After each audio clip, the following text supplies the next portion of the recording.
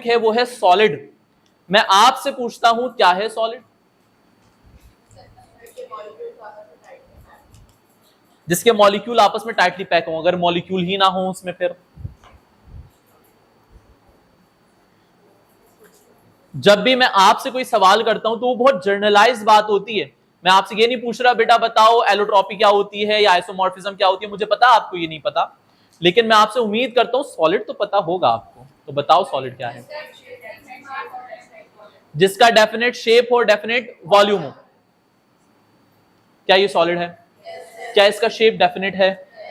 मैं आपसे पूछूं शेप डेफिनेट होने से मुराद क्या है? इस पे एक हथौड़ा मारूं, इसका शेप ऐसे ही रहेगा? तो आप कैसे कह सकते हो इसका शेप फिक्स है?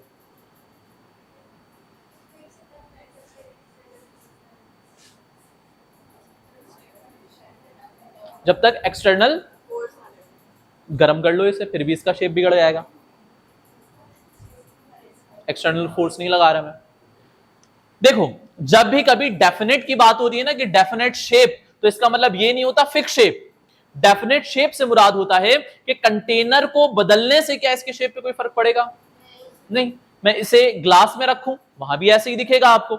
मैं इसे पतीले में डाल दूं, वहां भी ऐसे ही दिखेगा। मैं इसे स्क्वायर बॉक्स में डालूं, तब भी ऐसा दिखेगा। मैं इसे किसी ट्राइंगुलर शेप में डालूं, तब भी ऐसे ही दिखेगा।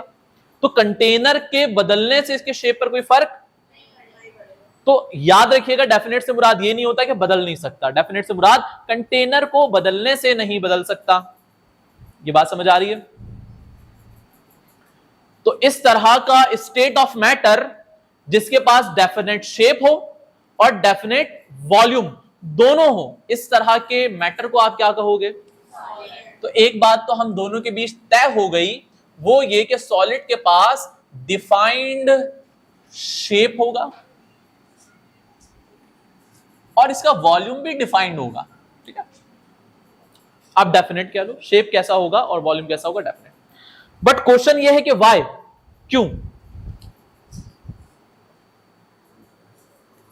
असल सवाल ही है व्हाई। चीजें होती हैं, ठीक है, ये कोई सवाल नहीं है कि ये क्या है, ये डेक्स है। सवाल ये कि ये क्यों है।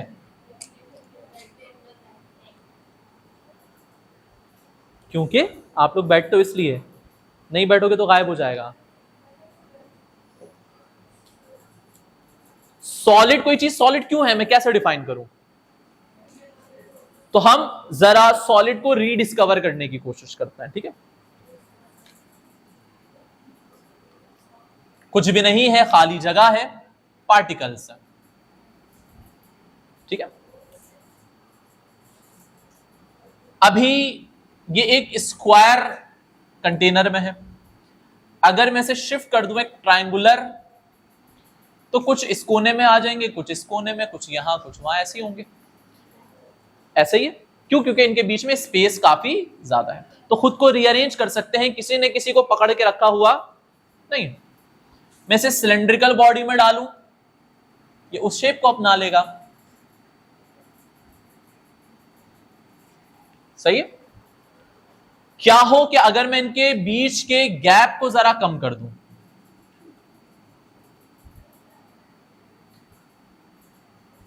इनके बीच के स्पेसेस को मैं क्या कर रहा हूं जरा, क्या इस कंटेनर के मॉलिक्यूल को जब मैं इसमें डालूंगा तो क्या इसके शेप को इख्तियार कर सकता है ये? हाँ, ये कर सकता है, क्योंकि अभी भी इनके दरमियान स्पेस बाकी है। उतने अच्छे से आपस में अटैच नहीं है ये। लेकिन अगर इनके बीच से स्पेस हटा दिया जाए, अब ये एक दूसरे में क्या हो चुके हैं, टाइटली पैक हो चुके हैं। अगर मैं इसे इस बॉक्स से इसमें डालूंगा, ठीक है, तब ये जैसा यहां दिख रहा है यहां भी बिल्कुल ऐसा ही दिखेगा। आप इस सिलेंड्रिकल बॉडी में डाल दो, ये वहां भी बिल्कुल वैसा ही दिखेगा। वाई? क्योंकि इनके दरमियान कोई खाली जगह बाकी नहीं रही कि ये हिलडुल कर, मूव करके खुद को रीपोजिशन कर सके। यहां पर ऐसा पॉसिबल नहीं। अब ऐसा पॉसिबल क्यों नहीं है? क्योंकि हर एक पार्टिकल ने एक दूसरे को अच्छे से पकड़ रखा है, अच्छे से बाइंड कर रखा है। ऐसे ही बिल्कुल वैसे ही कोई एक आदमी है जो कि बहुत सारे बच्चों के साथ कहीं घूमने आया है। कहीं घूमने क्या, लेट सपोज लकी वन में घूम रहा है। रिश्तेदारों के भी हो सकते हैं भाई, ठीक है। अरे ये हुई ना बात।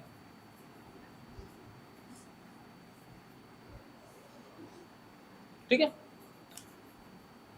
अगर इस शख्स की पकड़ मजबूत है तो ये यही रहेंगे, इनकी पोजीशन में कोई ज्यादा फर्क। लेकिन अगर ये पकड़ कमजोर हो जाए तो ये पूरे मॉल में यहां वहां भागने लगेंगे। शादियों में देखा ना, शादी हॉल में बेवजह भाग रहे हैं। क्यों भाग रहे हैं, क्यों? तो इधर उधर फैल जाएंगे अगर इनके ऊपर पकड़ जरा से भी क्या हो गई, कमजोर हो गई। ये भी पूरे हॉल में यहां वहां भाग क्यों नहीं पा रहे? क्योंकि हर पार्टिकल ने एक दूसरे को अच्छे से पकड़ा हुआ है। सवाल ये कि कैसे पकड़ा हुआ है, क्या हाथ है उनके? जवाब नहीं, इनके दरमियान अट्रैक्टिव फोर्स है जिसे हम इंटरमॉलिक्यूलर फोर्स कहते हैं या फिर इंट्रामॉलिक्यूलर फोर्स कहते हैं। करेक्ट। तो बात मेरे ये समझ आई कि अगर कोई ऐसा मैटर है जिसके अंदर पार्टिकल के दरमियान इतना मजबूत बॉन्ड है कि उनके दरमियान जो खाली जगह है वो ना होने के बराबर हो, तो वो पार्टिकल अपनी पोजीशन को चेंज नहीं कर सकेंगे। और अगर पोजीशन को चेंज नहीं कर सकेंगे तो कंटेनर के वॉल्यूम को ऑक्युपाई भी नहीं कर सकेंगे, कंटेनर के शेप को एक्वायर नहीं कर सकेंगे। इसी वजह से उनका शेप और उनका वॉल्यूम क्या हो जाएगा, डिफाइंड हो जाएगा। और ऐसे मैटर को फिर मैं क्या कहूंगा? तो एक बात तो क्लियर हो गई कि सॉलिड के पास स्ट्रॉन्ग इंटर मॉलिक्यूलर फोर्सेस होती हैं। सही है, एक बात तो तय हो गई। दूसरी बात क्या तय हो गई कि पार्टिकल ट्रांसलेटरी मोशन नहीं कर सकते, ना रोटेटरी मोशन कर सकते हैं, सिर्फ एक जगह रहकर वाइब्रेट कर सकते हैं बिना अपनी पोजीशन को। तो एक और बात मेरे समझ आ गई, क्या? Only vibratory motion exist. सही है। आपको क्या लगता है, क्या इसे और कंप्रेस किया जा सकता है? कंप्रेस से मुराद reduce into smaller volume by exerting external pressure, external force. क्या इस पर मैं फोर्स लगाऊं तो इसका वॉल्यूम कम हो जाएगा? जवाब है नहीं। तो बात फिर मेरे ये भी समझ आई, क्या कि सॉलिड्स आर इनकंप्रेसिबल, या नियरली आप लिख दो इनकंप्रेसिबल। सॉलिड कंप्रेसिबल नहीं होते। डिफ्यूजन याद है आपको? डिफ्यूजन क्या होता है? डिफ्यूजन मूवमेंट ऑफ या फ्लो ऑफ मॉलिक्यूल और पार्टिकल थ्रू अ मीडियम। क्या सॉलिड के पार्टिकल आसानी से डिफ्यूज हो पाएंगे? Why? Because they have strong intermolecular force. Her molecule ने एक दूसरे को तगड़े तरीके से पकड़ा हुआ है, हर पार्टिकल ने एक दूसरे को अच्छे से पकड़ा हुआ है, जिसकी वजह से चले जाना, ठीक है, उस फोर्स से जान बचाकर जरा मुश्किल है। तो मैं कहूंगा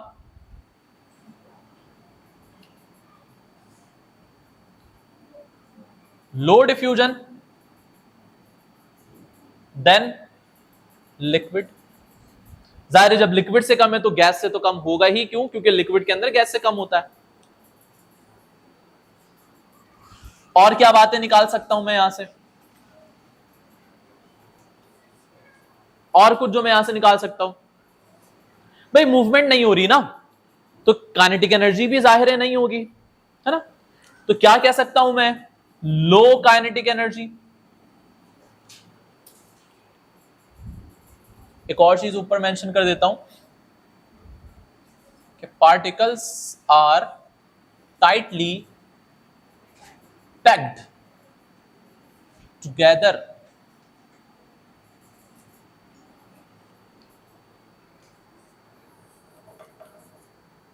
तो सॉलिड क्या है, मुझे कुछ आइडिया होने लगा है कि इस तरह का मैटर जिसका शेप और वॉल्यूम डिफाइंड हो, पार्टिकल टाइटली पैक हो, इंटरमॉलिक्यूलर अट्रैक्शन स्ट्रांग हो, सिर्फ वाइब्रेटरी मोशन रखते हो, इनकंप्रेसिबल हो, डिफ्यूजन सबसे कम हो, काइनेटिक एनर्जी सबसे कम हो। सबसे कम से मुराद जो स्टेट ऑफ मैटर हम पढ़ते हैं, सॉलिड, लिक्विड और गैस। फिलहाल इतनी बातें समझ आ गई, कोई मुश्किल बात है नहीं? ये तो आपको पहले से पता थी। बात करते हैं कुछ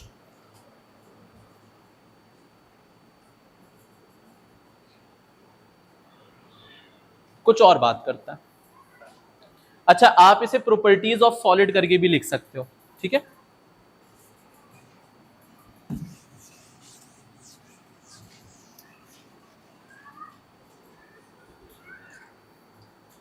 तो पॉइंट मिस किया मैंने।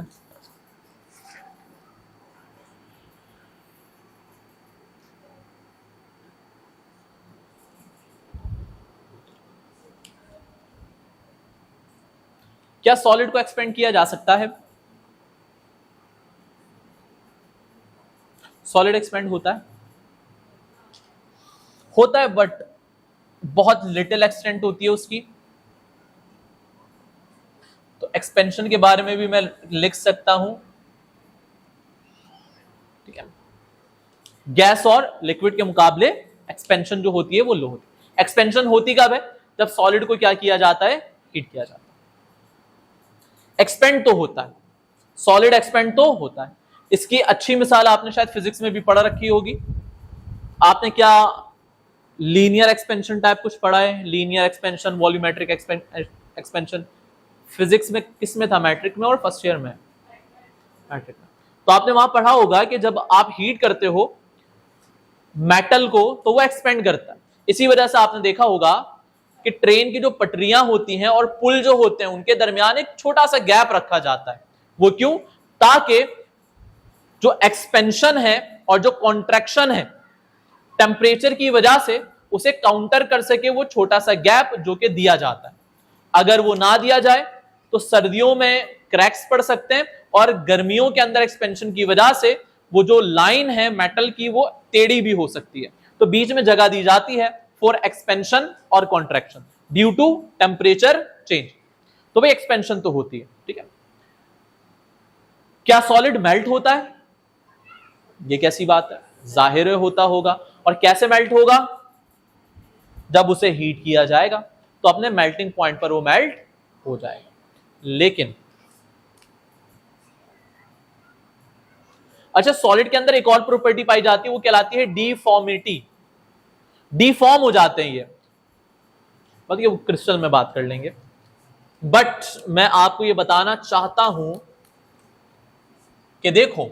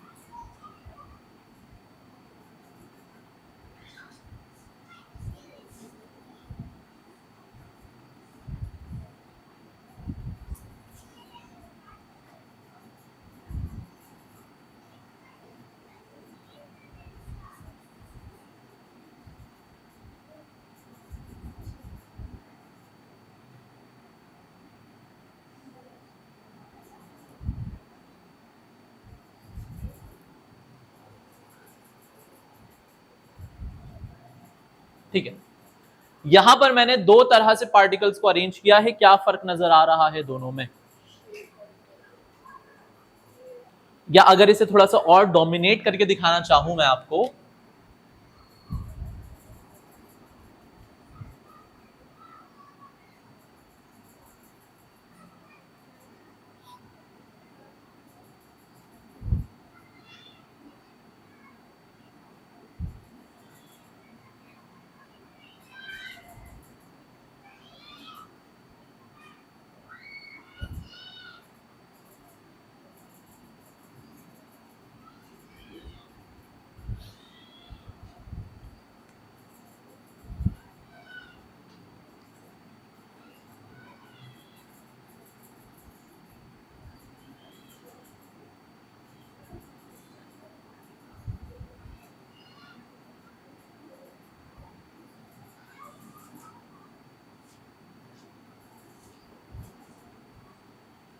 थोड़ा सा मैंने डोमिनेट कर दिया है।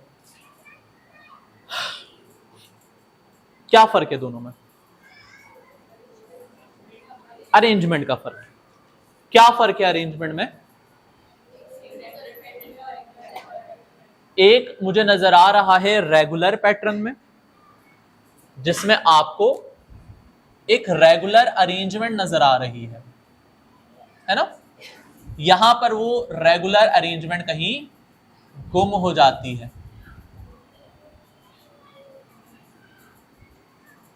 फर्क है दोनों में? हैं ये दोनों सॉलिड, क्योंकि दोनों टाइटली पैक हैं, है ना? फर्क क्या है दोनों में? अरेंजमेंट का। तो अगर मैं आपसे कहूं कि एक इस तरह का सॉलिड जिनमें पार्टिकल यूनिफॉर्मली अरेंज हो तीनों डायमेंशन में, वो क्रिस्टल है। और अगर पार्टिकल अरेंज हुए हुए तो हैं बट यूनिफॉर्म नहीं है, यूनिफॉर्म से मुराद थ्रू आउट एक जैसा, तो क्या है थ्रू आउट एक जैसा है? जवाब है नहीं। मतलब आप इसके यहां से पीस निकालो, यहां से निकालो या यहां से, सब आपको एक जैसे नजर आएंगे। क्यों? क्योंकि एक यूनिफॉर्मिटी है ना यहां पर। यहां ऐसा नहीं होगा। ये वाला पार्ट आपको अलग दिखेगा, ये वाला पार्ट आपको अलग दिखेगा, ये वाला पार्ट आपको अलग दिखेगा, ये वाला पार्ट आपको अलग दिखेगा। ठीक है? तो अगर पार्टिकल यूनिफॉर्मली अरेंज्ड है तो मैं कहूंगा क्रिस्टलाइन सॉलिड। सॉलिड है बट कौन सा वाला? Crystalline solid. और अगर अरेंजमेंट जो है वो अगड़म बगड़म सी है तो इसे हम क्या कहेंगे? Amorphous solid.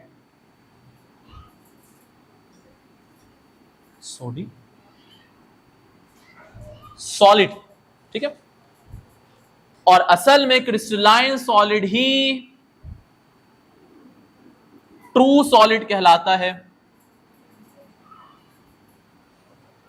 क्रिस्टलाइन सॉलिड ही ट्रू सॉलिड कहलाता है, जबकि एमॉर्फस सॉलिड को हम सूडो सॉलिड कहते हैं। सूडो का वर्ड पहले सुना है? बायोलॉजी में सुना होगा आपने। कहां? अमेबा में शायद। ठीक है? सूडोपोडिया क्या मतलब होता है? False leg. उर्दू में कहूं तो झूठ मूठ के पैर। ठीक है? तो सूडो का मतलब होता है झूठ मूठ, कि भाई ट्रू सच्चा सॉलिड तो ये है, झूठ मूठ का है, बस नाम का सॉलिड है। बात समझ आ रही है? काम सॉलिड वाले नहीं है इसके। ठीक है? अब आप कहोगे सर ये क्या बात हुई कि ट्रू सॉलिड और नॉट ट्रू सॉलिड, ये क्या बात हुई? सच्चे और झूठे क्या? तो मैं आपको मिसाल से समझाऊंगा। मैं कहूंगा भाई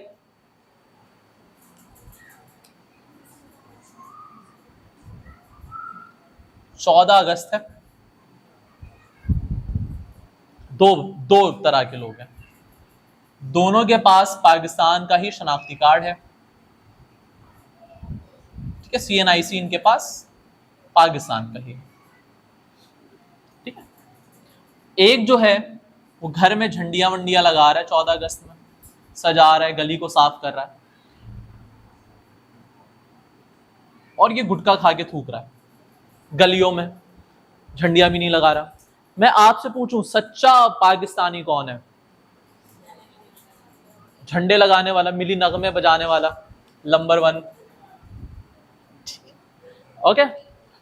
तो क्या आप मुझसे ये बहस करोगे सर दोनों के पास तो शनाख्ती कार्ड है, ये क्या बात हुई? आप कहोगे सर, या मैं कहूंगा बेटा, पाकिस्तानियों की ना कुछ कैरेक्टरिस्टिक हैं, ये भी है लेकिन असली कैरेक्टरिस्टिक की बात कर रहा हूं, ये ज्यादातर आपको यही मिलेगा। देखो एक कैरेक्टरिस्टिक है कि भाई 14 अगस्त में हुब्बुल वतनी दिखाए, ठीक है,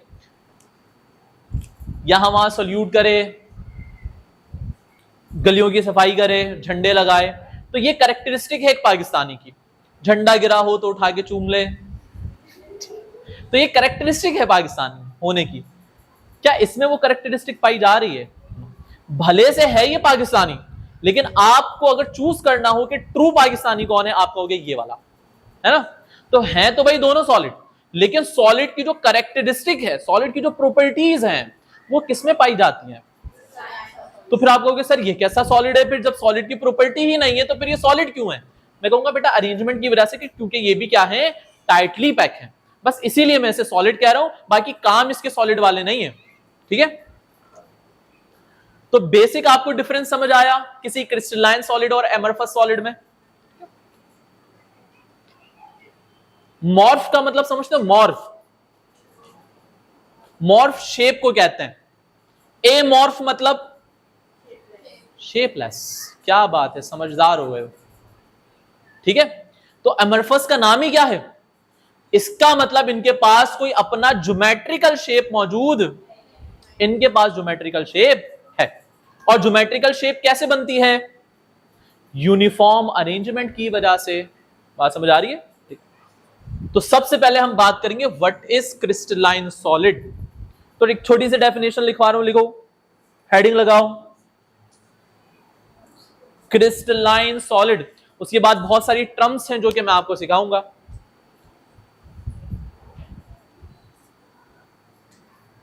क्रिस्टलाइन सॉलिड,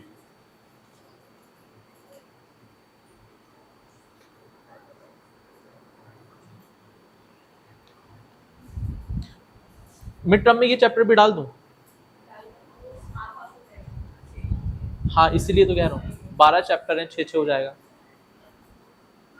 पूछ रहा हूं, बोलोगे नहीं तो नहीं डालेंगे, मेरा क्या, डाल दें। ओके, हाँ ये बात तो मैं बताना भूल गया, इस चैप्टर से क्या आता है, शायद पिछली क्लास में बताया था मैंने।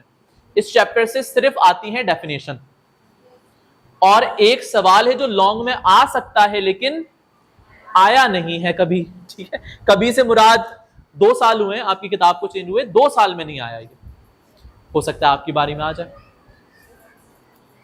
पिछली बार कुछ कॉलेज वालों ने डाला था अपने पेपर में, शायद फाइनल पेपर में नहीं आया था जहां तक मुझे याद है। तो डेफिनेशंस आते हैं, कई सारी डेफिनेशंस है बेटा यहां पर। कौन कौन सी? अच्छा, डिफरेंसेस भी आ सकते हैं क्रिस्टलाइन अमरफस में। ठीक है, और डेफिनेशन जैसे कि आइसोमॉर्फिज्म क्या है, पॉलीमॉर्फिज्म क्या है, एलोट्रॉपी क्या है, ट्रांजिशन टेम्परेचर क्या है, एनिसोट्रॉपी क्या है, यूनिट सेल क्या है। बात समझ लो। तो कई सारी यहां पर डेफिनेशन है जो पेपर में आती हैं, और एक सवाल है जो लॉन्ग में आ सकता है, आया नहीं है, लेकिन मैं आपको कहूंगा कि याद कर लेना, लेकिन वहां तक हम पहुंच जाए, पढ़ लें, फिर मैं कहूंगा, अभी नहीं कह रहा। ये बातें समझ आ गई हैं? क्रिस्टलाइन सॉलिड की हेडिंग लगा ली, डेफिनेशन लिखो। देखिए, a type of solid, a type of solid in which particles are arranged uniformly, particles are arranged uniformly in 3-dimensional manner,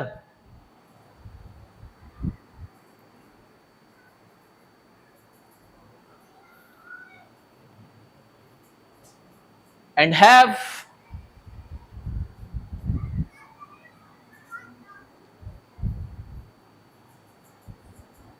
definite geometrical shape, and have definite geometrical shape, full stop।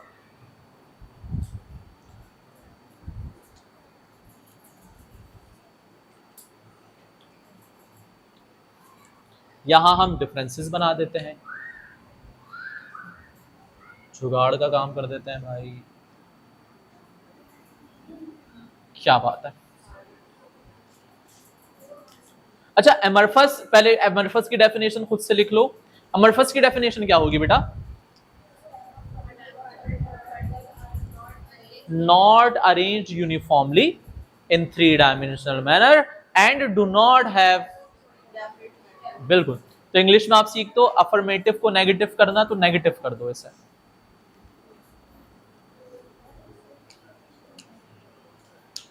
उसके बाद में differences पर आ जाता हूं।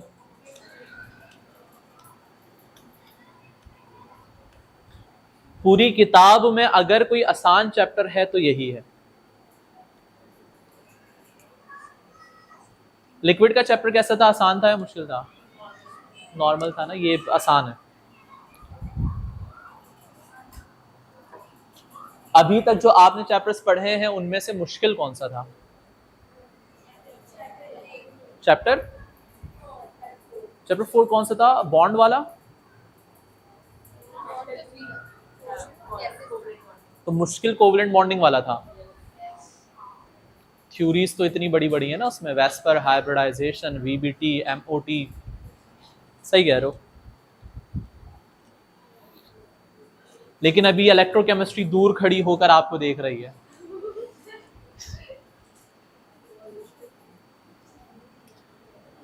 Electrochemistry कह रही है आओ बेटा। इतनी मुश्किल नहीं है वैसे इलेक्ट्रोकेमिस्ट्री, बट जैसे मैं पढ़ाऊंगा और जितनी बातें मैं बताऊंगा उन्हें याद रखना थोड़ा सा। ऐसा भी होता है ना कि कोई चैप्टर आसान है लेकिन आसान चीजें इतनी सारी हैं कि आसान चीजों को याद रखना मुश्किल हो गया क्योंकि इतनी सारी हैं। तो कुछ चैप्टर इसलिए भी मैं मुश्किल कहता हूं क्योंकि डिटेल बहुत सारी होती है। क्रिस्टलाइन अमरफस एक ट्रू सॉलिड है, एक सूडो सॉलिड है। क्यों? बात समझ आ गई?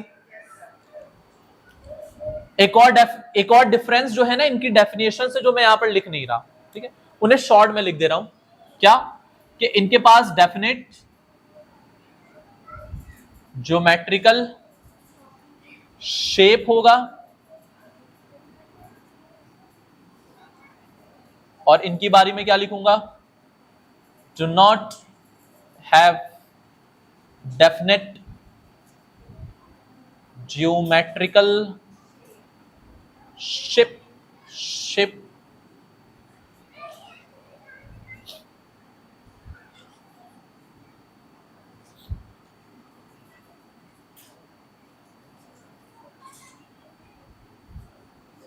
Sharp melting point. इनका मेल्टिंग पॉइंट, क्रिस्टलाइन सॉलिड का मेल्टिंग पॉइंट क्या होता है? शार्प होता है। शार्प से मुराद तेज। शार्प से मुराद होता है एक सिंगल स्पेसिफिक टेम्परेचर, उसी टेम्परेचर पर पूरा का पूरा सॉलिड पिघल जाएगा। अगर आप नमक का एक पीस लो, उसे आप हीट करो और हीट करते करते आप कहां तक पहुंच जाओ? 801 डिग्री। नमक का बॉइलिंग मेल्टिंग पॉइंट क्या होता है? कौन सा नमक? NaCl जो घर पे आता है, ठीक है, 801 डिग्री। तो अब इसका जो टेम्परेचर है ना वो 801 डिग्री से 1 डिग्री भी बढ़ेगा और ना 801 डिग्री से पहले ये नरम पड़ेगा, ऐसे ही सॉलिड रहेगा बिल्कुल। लेकिन जैसे 801 पर पहुंचेगा ये आहिस्ता आहिस्ता मेल्ट होना शुरू हो जाएगा और पूरे सॉलिड का टेम्परेचर कितना रहेगा? 801 डिग्री। इससे 1 डिग्री भी इजाफा। क्यों? क्योंकि 801 डिग्री के बाद जो भी हीट मिलेगी वो खर्च हो जाएगी सॉलिड को लिक्विड बनाने में। टेम्परेचर में कोई इजाफा आपको नजर नहीं है। क्यों? क्योंकि पार्टिकल की अरेंजमेंट यूनिफॉर्म है। आप हीट करोगे फटाफट, पूरी अरेंजमेंट एक जैसी है तो हीट बराबरी से पूरे सॉलिड में फैलेगी। बात समझ आ रही है? लेकिन अगर आप अमरफस को हीट करो, क्या हीट बराबरी से फैल पाएगी? हो सकता है ये वाला पार्ट ज्यादा हीट अप हो जाए और ये वाला पार्ट अभी भी कैसा हो? ठंडा हो।